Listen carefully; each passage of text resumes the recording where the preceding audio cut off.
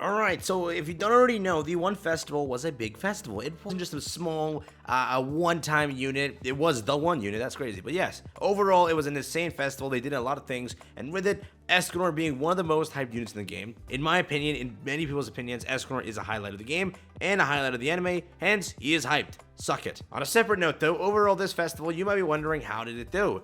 We actually have already some of the revenue of how the One Festival held up, and it is absolutely shocking. Not really, we expected this, but damn, they did good, right?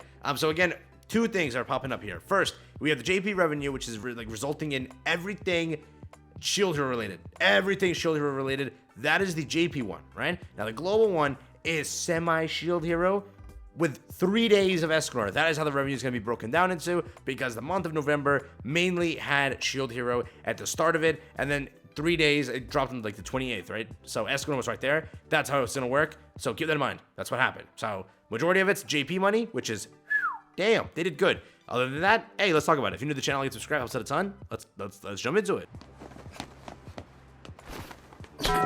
So first thing, as I mentioned, I went through all the patch notes here to show it to you. 11:28 is when Escanor dropped, and 10:31 is when this dropped. Again, I'm not gonna say like, oh, every whale possible spent on 10:31, because most people in time zones, it really counts as November. So I'll just say that like 10%. 10% is gone. Okay. Other than that, most people summoned in November for this. So to start it off, how did KR do? You might be asking. KR walked away with 5k downloads, about a little bit more, 5k downloads, about a little bit more, but they did do 500,000 in revenue, and then 200,000 in revenue.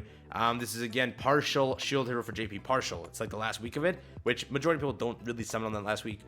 In comparison, it's more kind of lean in the first week, but again, it's there. They also have again the part of the Escanor Festival, the first week of it. So that's what they mopped up. They mopped up 700,000, which in comparison to last time, it was I think 900,000 here for Liz, which was the 3rd anniversary. Literally, take this in your head and just remember this. Liz was hyped, okay? The revenue report that I did for Liz, in comparison to like the other ones, is nuts, because Liz just popped off. Nothing has held a candle to that since, I think, Trainer Meliodas. I think that's what it was, the breakdown that I did. So keep that in mind. Liz did great. Deanne, not so much. Deanne was like 2 million per thing, which is not bad, but not what Deanne did, or not what Liz did. So there is that. But overall, 500,000, 200,000, not bad. Global, you might be asking.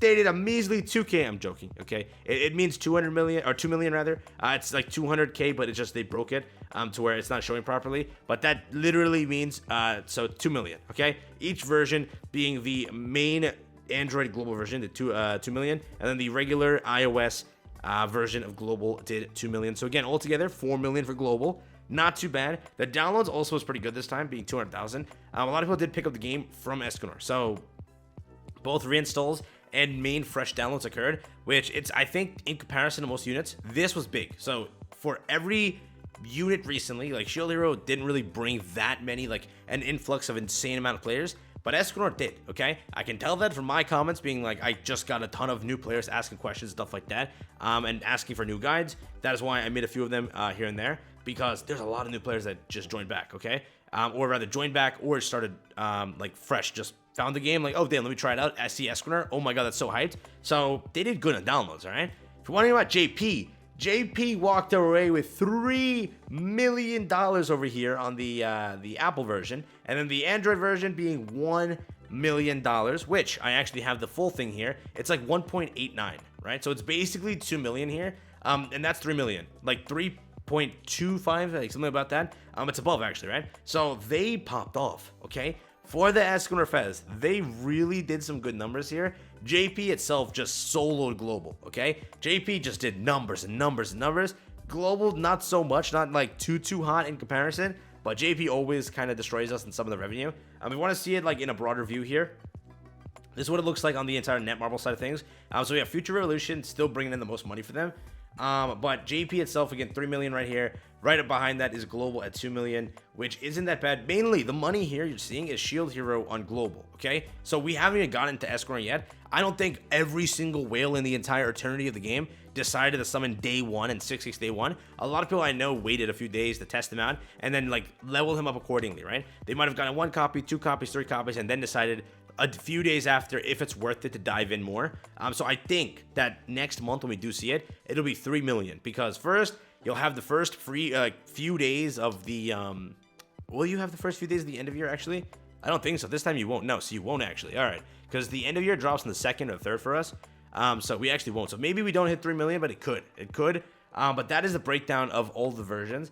If we do go over here though, right? This is a more in-depth version to show like where the revenue came from and how it does look for the game. So 51% of the $10 million 7 Deadly Sins made. And again, this is more than 10 million, right? That's how it's gonna work. It's more than 10 million. It's just this doesn't have like the exact amount. So it could be pushing 11 million. It could be pushing 10.5, 10.7, 10.8. It could be anything like that, right? It just doesn't have the concrete amount. But 51% is from JP, mopping us 5 million from that, which is, hey, that's a decent amount. Over again, I don't know. For Liz, it was I think 3 and 2 or 3, yeah, 3 and 2. So it was also, or was no, it was 4 and 2. So it was 4 and 2 for JP. Liz was 4 and 2, so it was 6 million. So Escanor didn't really bypass that. And again, the one big blame. So if you wondered why 7 Deadly Sins didn't go trending, or like whatever in Japan, apparently if you know the game Nikkei, right?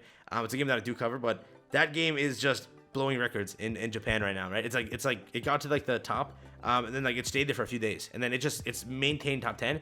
So it's a different market. It definitely is, right? Since then and now, a lot of people did divert their attention to Nikkei on the JP side of things. So if the revenue isn't there, it's not because Grand Cross didn't do as good and Escanor wasn't hyped. It's mainly because the market isn't the same as it was when Liz dropped, right? There was no games on the market when Liz dropped. Now you have a really freaking big game that in their first month, this game, right, that I'm referring to, did $80 million in their first month. So put that into like comparison's sake. That is why that Grand Cross may have not have done as huge of numbers as it should have in Japan. It's because of that, right? So again, they did do 5 million over in Japan, in the US, and basically the global version, right? The rest of it's basically covering global. This is Korea, but a bunch of different regions here. Again, confirming like this, all these regions are basically like combined. So you could say like 30-ish% if I were to add everything up, or like 35-ish, a little bit more of just that. And then again, the South Korea is a different one, so that's the KR version. All of that's the case, but overall, US did pull some numbers in. 2 million from just US, and then again, I'm guessing because it